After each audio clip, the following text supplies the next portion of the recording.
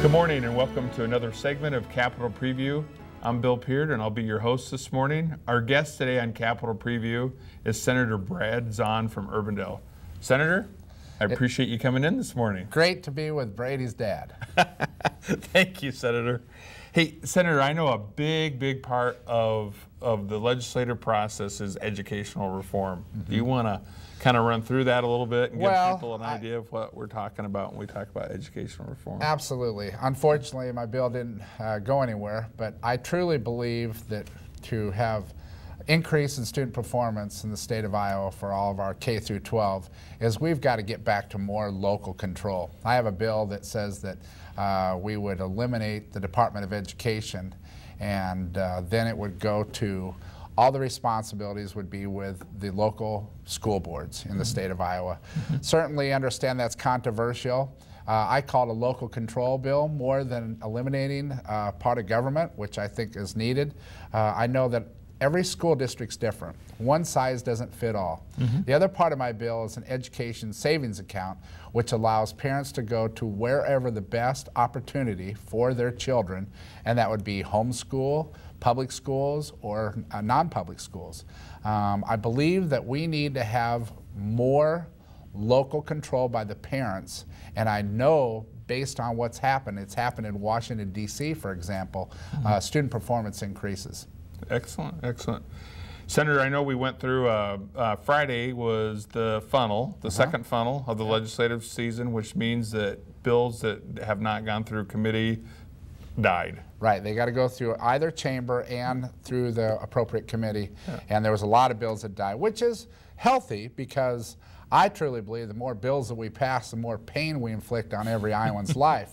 But with that said, I recognize this is how we whittle down and try to focus on just a handful of bills rather than the thousands of bills that are filed. And so on one hand, I'm happy because I see the end is coming. But on the other hand, I certainly had some bills that died along the way as well. Right.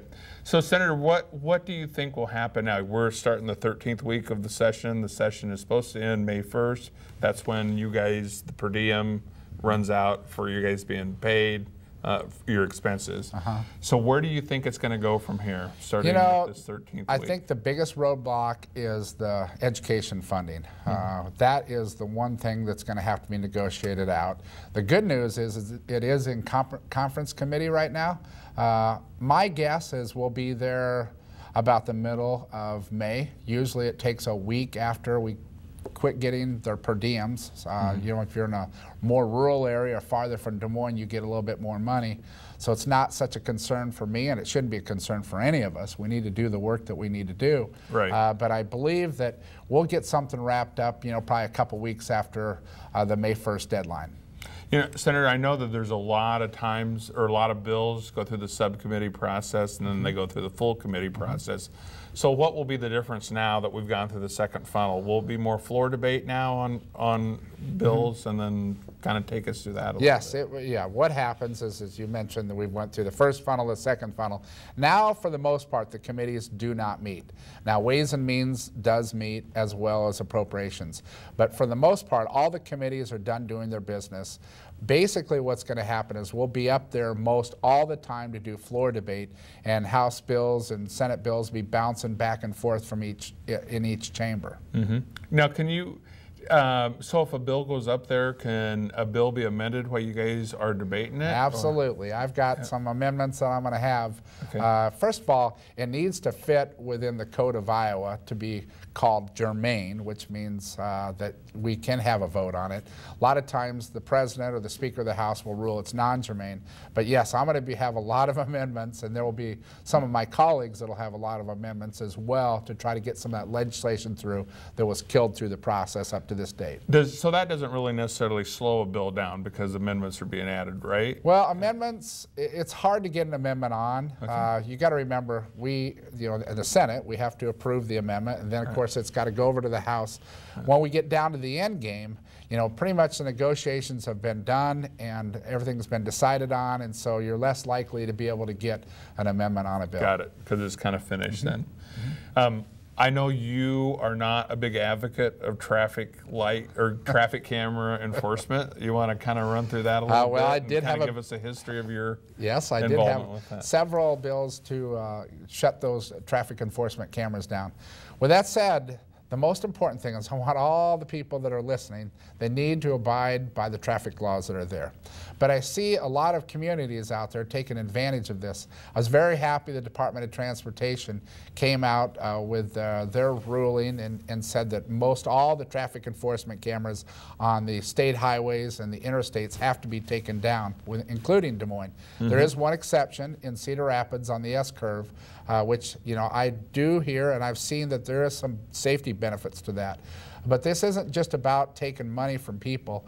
I think that you obviously are not given due process, and they've become cash cows for these cities.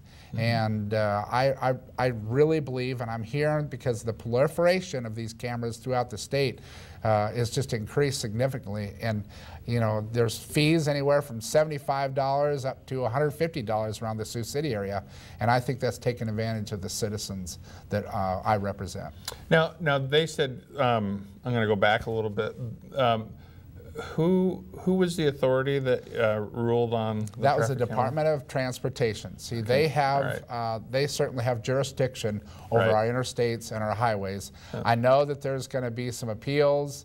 I know in particular here in Des Moines on I-235, and then there's other areas in the state of Iowa that these communities are not happy because of the revenue loss. Yep. I'd like to kind of go through the budget a little bit with you, because we know that's going to be a huge part of it. I know the Revenue Committee has met. Revenue Estimating Committee. And has talked about this and given you guys a number that you guys can spend. So would you kind of go through that a Well, little it's too much money. Since I've been a senator in 10 years, our spending has went from $4.3 billion to estimated around $7.2 or $7.3 billion this year. That's just too excessive. There's no one in their families or in their businesses that are growing their expenses that much. With that said, we'll go through the process. All the committees, the budget committees have met, and they've given their suggestions on where we're at. Now it takes the leaders and the governor to sit down and decide what the exact number is and where the numbers need to be plugged in each particular budget. Got it. Senator, I'd like for you, if you have anything that you'd like to kind of, we've covered a number of things of general categories. If there's anything that you have that you'd like to. We're down to the budget now, and certainly we'll be talking about a lot of different issues, but we really spend too much money. I think this money needs to be saved or returned to the taxpayers. When you have the amount of growth that we've had the last 10 years, that's unacceptable. Not to mention if we'd ever send people to Washington, D.C. that'll make tough decisions, because about half of our budget, I say we spend around $7.2 billion, another $7 billion comes from the feds. One day they're going to have to tighten their belt, and I think the first place they're going to start is with the states, and we need to prepare ourselves for that, not to mention with what all the agriculture commodities are doing out there right now. I mean, our revenues are projected to go down in the long run. And certainly we've tied ourselves with the Medicaid expansion, the ed reform, and the property tax reform, which is hundreds of millions of dollars that we're going to have to ramp up in the next few years. So we need to be prepared for that. Yeah, that's interesting.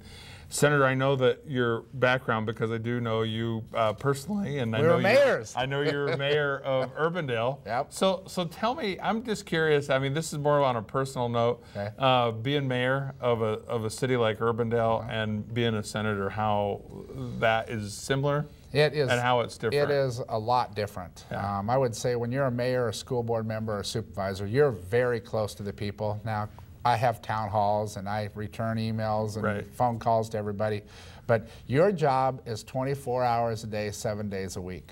When you're in the legislature, I want to think that our job is that way, but when we're not in session, it's not as intensified, so it allows me to go out and run my business. And but I have more respect for you and understand it, because you're getting the phone calls and the barking dogs, the street lights that are burned out, and any kind of things that happen with the police department.